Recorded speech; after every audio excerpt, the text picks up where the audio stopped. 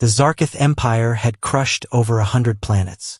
But none of those planets sent signals like Earth did. It was not a call for help. It was not a cry for war. It was just strange. A soft voice repeated the same message over and over. We remember. We wait. We do not forgive. The Zarkith called it a joke. They laughed in their war chambers. Commander Threx, leader of the scout ship Dark Spear, sat in his cold chair, claws clicking against metal. His long, gray face showed no fear. Play the message again, he ordered.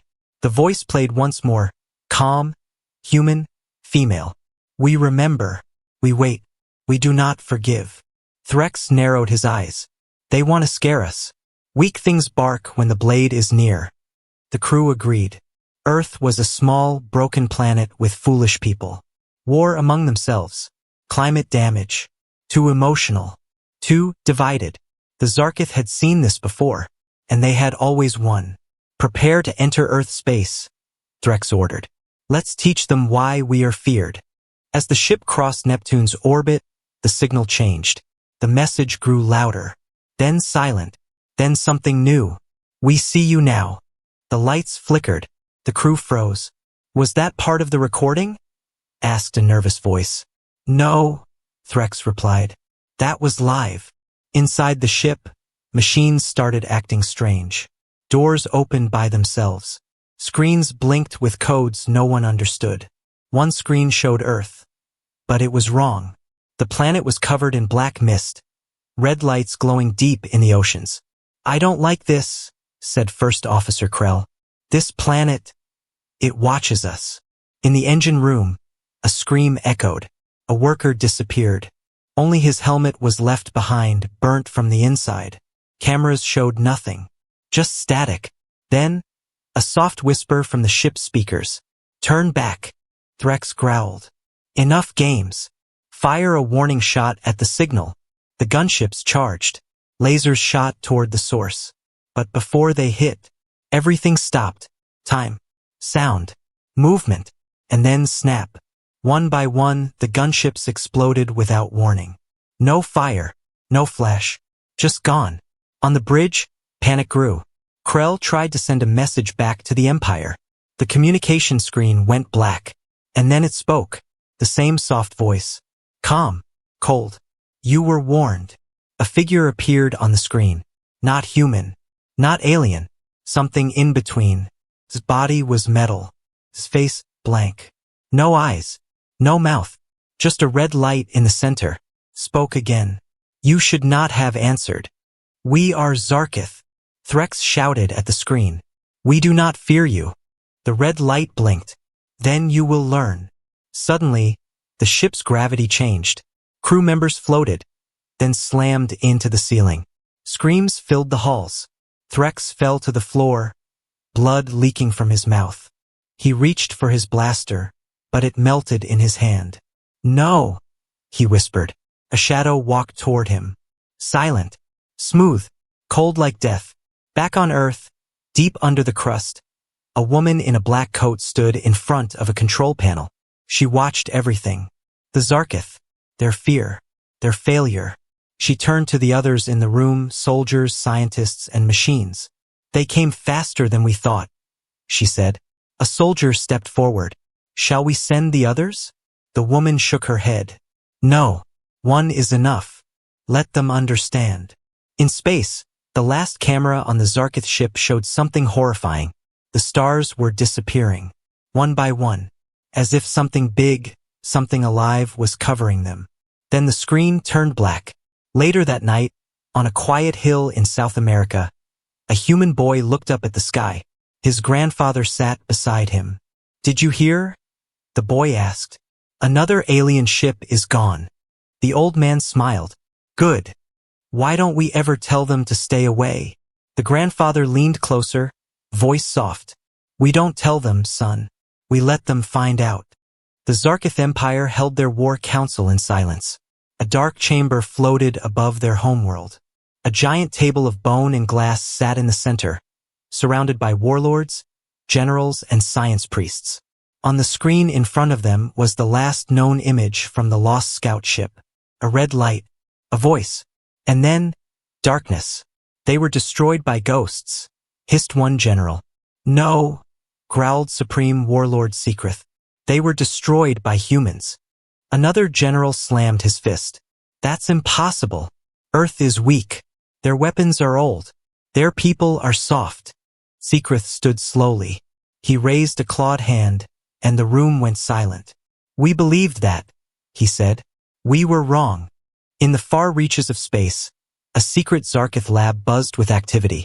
They had captured a small Earth satellite 2 years ago and were trying to break its code. For 23 months, the machine stayed silent. But today it spoke. Not in sound, not in data, in pictures. A series of ancient Earth events played. World wars, famine, nuclear tests, cities burning. A man walking alone through a battlefield, covered in ash but still standing. The scientists stared at the final image. It was of Earth, but not a peaceful Earth. It was covered in orbiting weapons. Giant satellites armed with railguns and energy fields. The Zarkith scientists laughed nervously. Surely this is fake. But then the satellite exploded by itself. Meanwhile, far below Earth's surface, a soldier named Lieutenant Margot Alvarez stepped into a sealed chamber marked Project Guardian. The air was thick, cold. Inside the chamber stood something ancient, a giant metal machine, human-shaped but not human, 10 meters tall, covered in dust, sleeping. Margot saluted. The lights inside the machine turned red. Identity matched, it said. Margot Alvarez.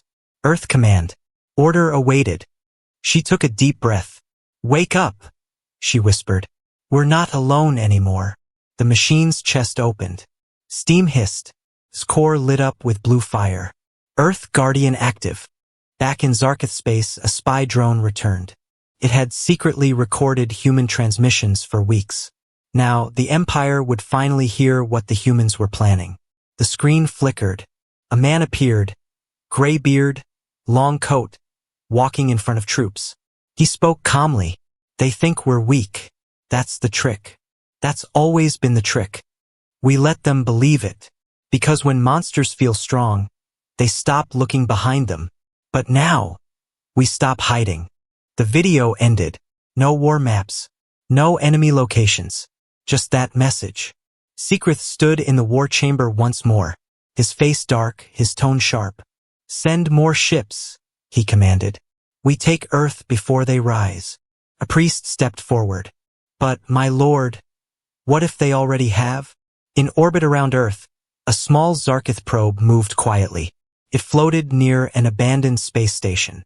The probe scanned. No heat, no life, no sound.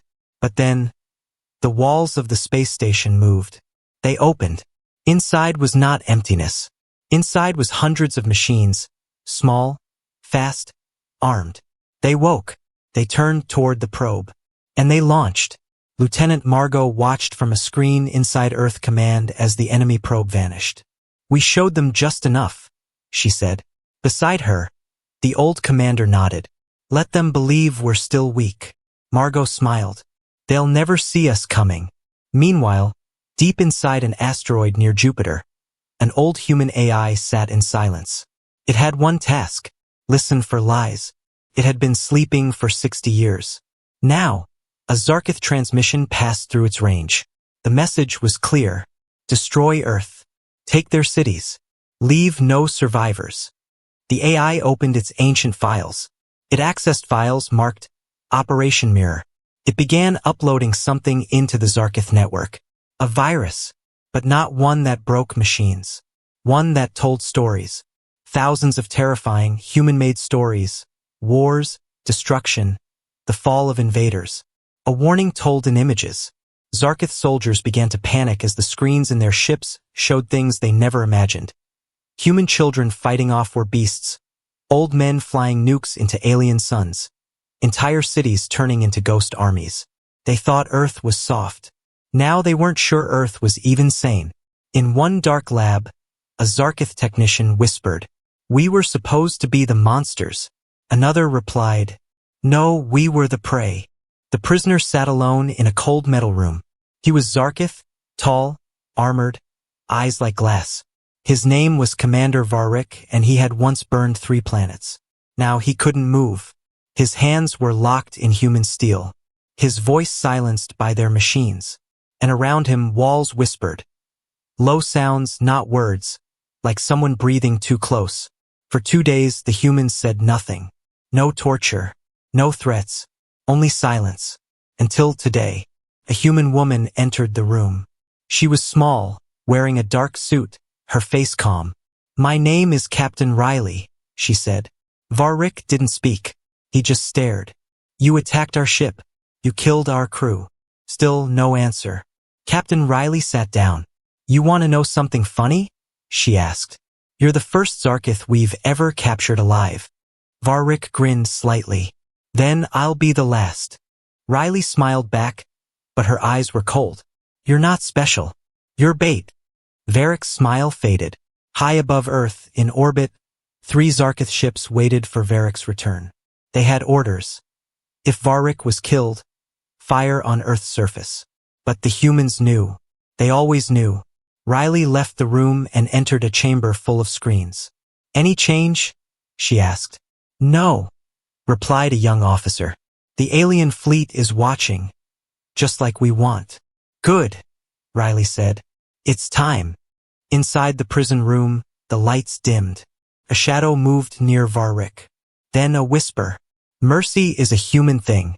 Varric's head shot up. "Who's there?" The voice didn't answer directly. "You heard us. You studied us. But you never understood us." A wall opened, and a machine walked in. Not tall, not fast, but human.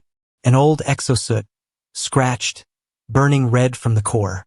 "Do you know what humans do to those who don't understand mercy?" it asked. Varric stood up. "They forgive them?" The machine stepped closer. "No, they wait. Then they bury them." Meanwhile, on the Zarkith command ship, something strange happened. Their screens blinked, then showed footage of Varric.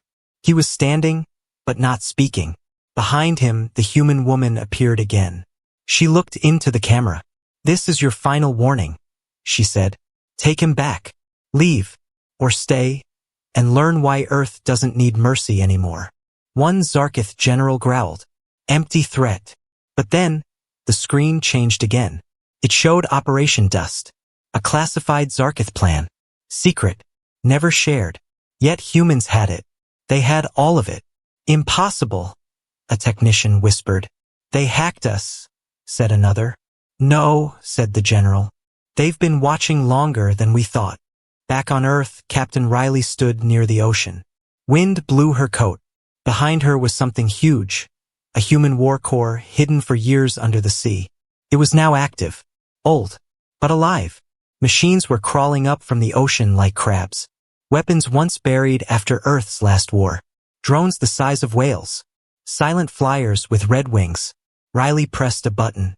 The sky shimmered, and then turned black. Above her, a hidden fleet appeared, dozens of cloaked ships that had been invisible until now. The officer beside her whispered, "Why wait until now?" Riley answered without looking, "Because we believed in mercy."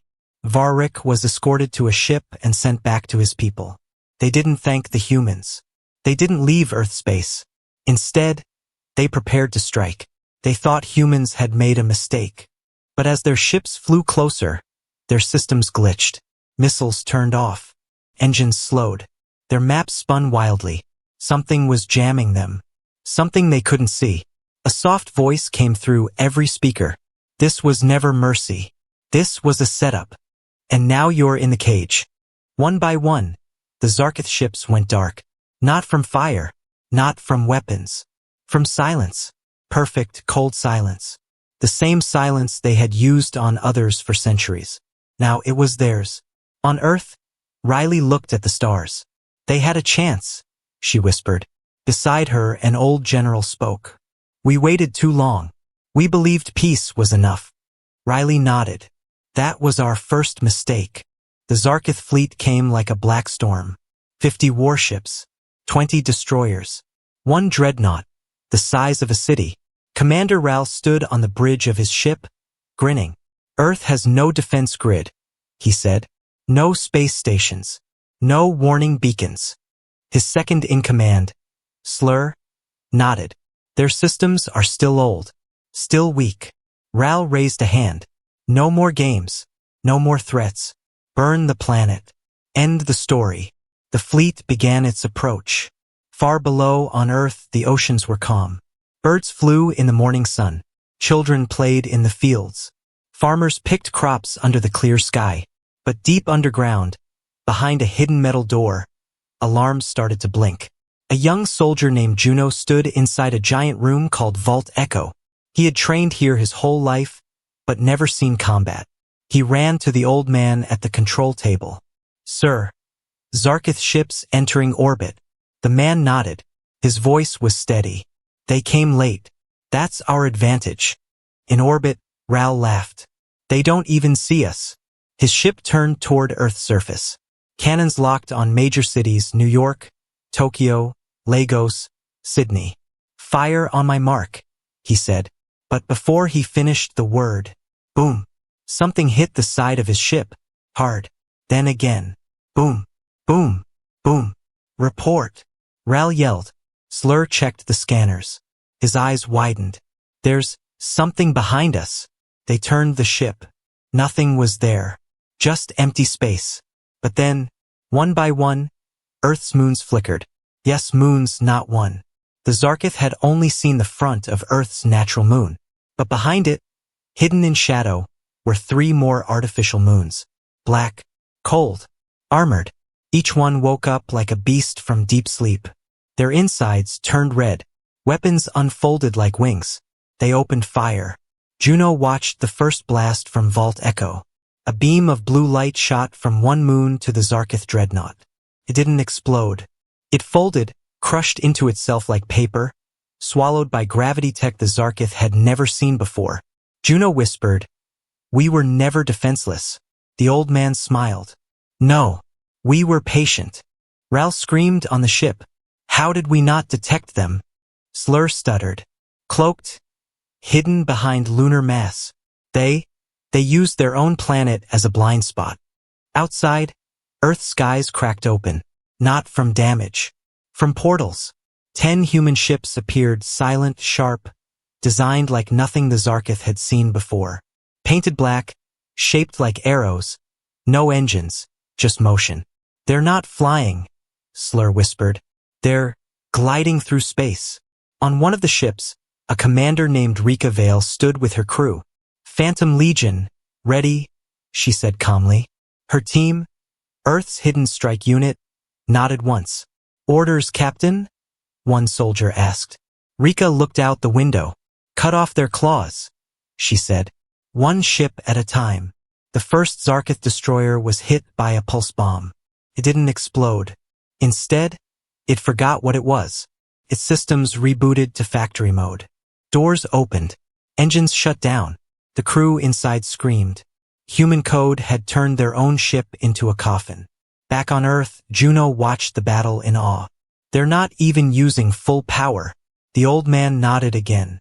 "If we show our sharpest blade first, the galaxy will know our shape too early." Commander Ral panicked. "Retreat. Form a wall. We must escape." But there was no space to run. The artificial moons had shifted, boxing them in. Worse, Earth itself was moving. Not the land, not the water. The magnetic field of the planet bent, twisting into a trap. Ral looked at the screen. What kind of planet fights back? Slur gave the answer no one wanted. One that pretended to be weak. On the last Zarkith ship, a single pod escaped. A message was sent. "Do not go to Earth. Do not believe what they show. They do not defend, they wait. And when they rise, it's already too late." Later that night, in a quiet human base under Antarctica, Rika Vale removed her armor.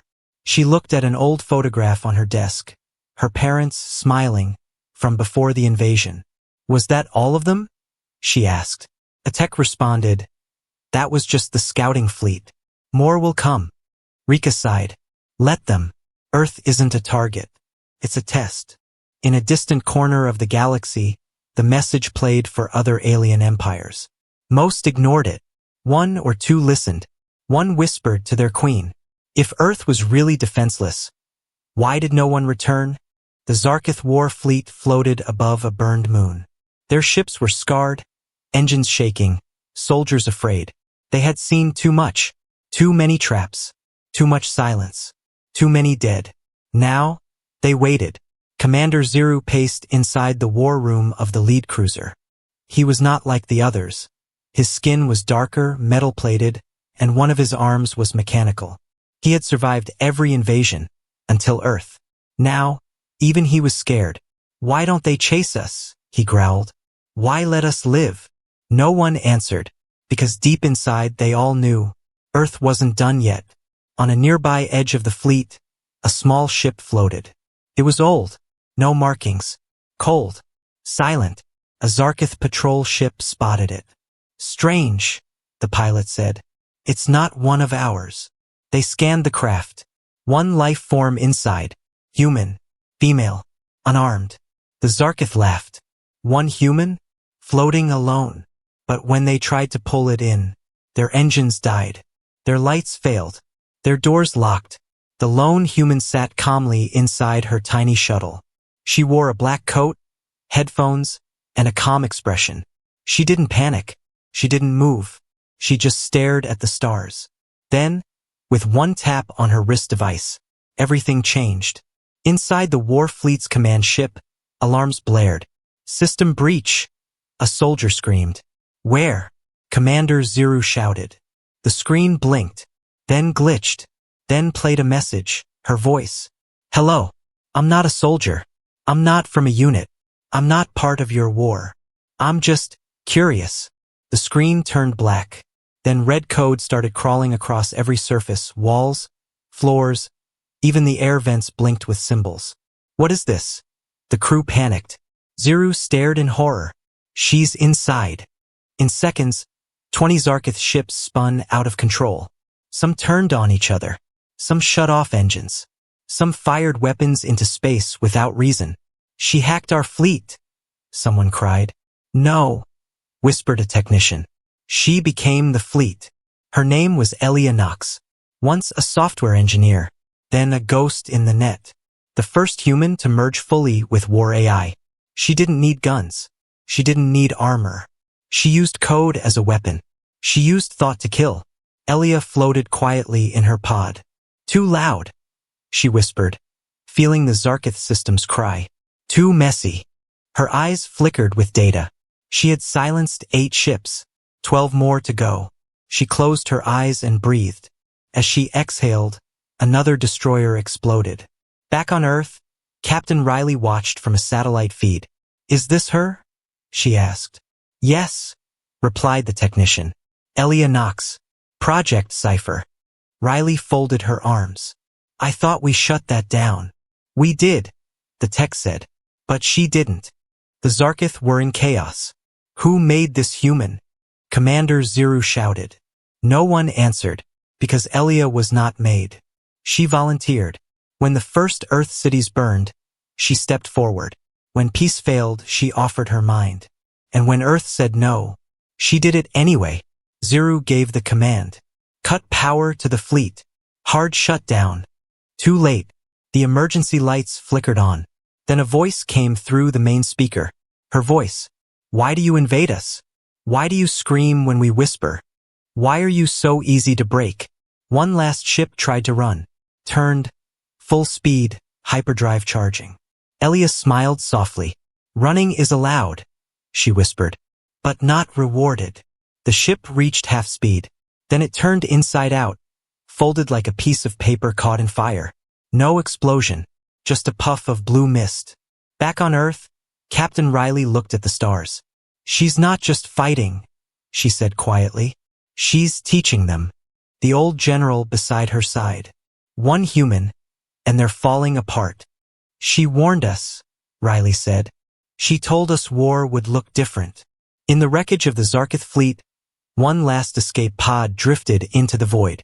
Inside, a wounded alien captain whispered into his recorder. "Do not follow Earth's signal. Do not respond to their silence." One human did this. He coughed blood. Then finished. Just one. The galaxy had gone quiet. No Zarkith ship returned from Earth. No signals. No answers. No bodies. Just silence. In a dark part of the universe, 7 alien empires met in secret. They whispered around cold stars. They shared only one truth. Earth is not what it seems. But still, some laughed. They are human, said the Varnak leader. Small, soft, weak. Then why are your spies dead? Asked a pale creature from the mist worlds. No one answered. Because Earth was changing everything.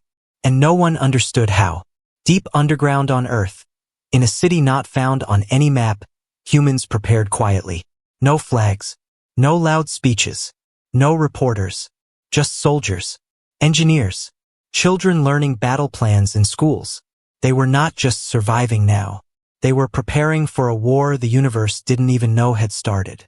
In a mountain base in Siberia, a boy named Kale stood in a training chamber. He was 14. His hands glowed blue. His breath was slow. He moved like light, fast, clean, deadly. Beside him, an old man watched. He's ready, the man said. Mark him for the outlines. The commander beside him frowned. He's just a child. The old man smiled. So were we, when the stars tried to burn us. Far away, near the edge of the galaxy, a group of pirate scavengers found something floating in deep space. An old human cargo ship. Broken. Silent. They boarded it. No traps. No resistance. Inside, they found journals, photos, and pieces of tech. One pirate laughed. This is what the Zarkith feared. Then he found the last log entry. This ship is bait. If you're reading this, you've already told Earth where you are. Before he could blink, the air turned hot. The walls melted, and the stars outside bent. A human stealth ship uncloaked beside them, no bigger than a truck, but with weapons strong enough to break a moon. No warning. No talk. Just a soft message. Don't steal from the grave of the brave. Meanwhile, across 10 star systems, Earth's hidden colonies began to wake up. They had left long ago, forgotten by Earth, surviving on frozen planets, dust rocks, and fire worlds. But now they returned. Their ships were ugly, patched together from metal and fire. But their hearts, full of Earth's old anger. A message was sent from the largest colony ship. We are not your army. We are not your heroes. We are the forgotten children of Earth, and we are coming home. In the Zarkith homeworld, fear was growing. Statues of past victories were covered with black cloth. Recruitment dropped. Dreams turned into nightmares. A single word began to spread. Written on walls, whispered in crowds. Humans. Not as prey, not as pets, but as the thing you don't wake in the dark. Back on Earth, Captain Riley stood in front of a digital board. Dozens of lights blinked, each one a hidden fleet, a colony, or a new weapon. Operation Mirage is ready, said her officer. Riley nodded. Begin Phase 2. In the void between stars, Earth's secret weapon moved. Not a ship, not a machine. A ghost. Elia Knox. Still floating, still watching, still listening. She whispered into the Zarkith network. You started a fire in a forest you couldn't see. Now it grows. The Zarkith defense grid shut down. Every light across their systems turned red. Then, the final blow came. Not with fire, not with warships, but with humans standing side by side with aliens. The same races Earth once fought, now allies. One by one, they sent messages to the stars. We fought Earth. We lost. Now we fight with Earth. And the galaxy began to change. Old empires shook. New maps were drawn. Not in blood, but in fear. One final scene played across secret networks. A child. Human. Dirty face. Small hands. Standing on the ruins of a Zarkith outpost. He looked into the camera and said one word. The stars were quiet. No warships moved. No fleets crossed Earth's borders. No signals came. Only whispers. Across the galaxy, one question floated from world to world. What happened to the Zarkith? No one knew for sure. Only pieces.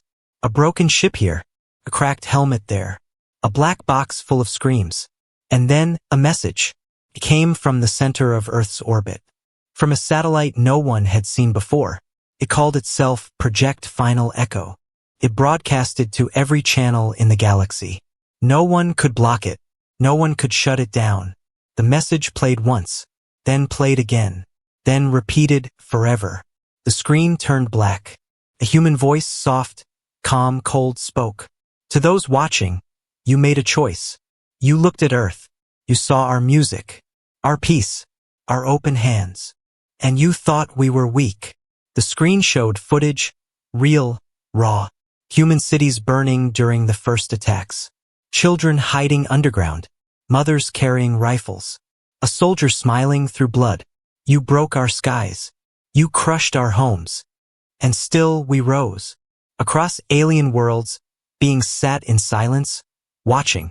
They had fought Earth, or planned to. Now they sat frozen. Because the video changed. And the next images were not of war, but of what came after. One ship, just one, entered the Zarkith capital planet. No fleet, no army, just a single human craft with no weapons.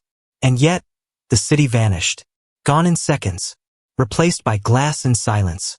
No explosion, no sound, just a cold emptiness. The voice returned. We begged for peace. You laughed. We asked to live. You chose war. So now we speak with silence. The screen showed all the fallen fleets. Zarkith, Varnak, Drell, ships floating like ghosts. This is not revenge. This is memory. On a trading world called Tellan 5, a boy watched the message from a hollow station. He was born after the First War. He turned to his father. Did humans always have this power? The old man shook his head. No. They earned it. Back on Earth, Captain Riley stood in a quiet control room. The stars outside the window no longer scared her. A young officer walked in. The message is playing across 412 systems. Riley nodded. And no response yet. Good, she said. They're finally listening. In a hidden base on Pluto, Elia Knox watched the stars through data streams. Her mind now lived in light and code. She whispered a final line, sent only to the stars. We're not monsters. We're mirrors. What you show us, we show back. Then she vanished into the black. The galaxy changed after that. No empire dared step near Earth again. Trade offers came instead of invasions. Peace requests instead of demands. Children on alien worlds were taught one rule. Don't touch Earth. Not because Earth was cruel. Not because Earth was angry, but because Earth remembered. And memory is sharper than war. Many years later, a monument was built on a neutral planet. It was a statue of a human child, barefoot, dirty, but holding a torch made of stars. Below it, the words, "We asked for peace. You gave us war. Now you understand." Captain Riley stood before it, older now. She placed a flower at the base and spoke quietly. We didn't want to become this. Beside her, Kale, now grown, looked up at the statue. But we had to. She nodded. Yes, we had to. Then they left. The screen turned black one final time. A simple text appeared, burned into every galaxy system. This was Earth's last warning. End of transmission. End of story. End of war.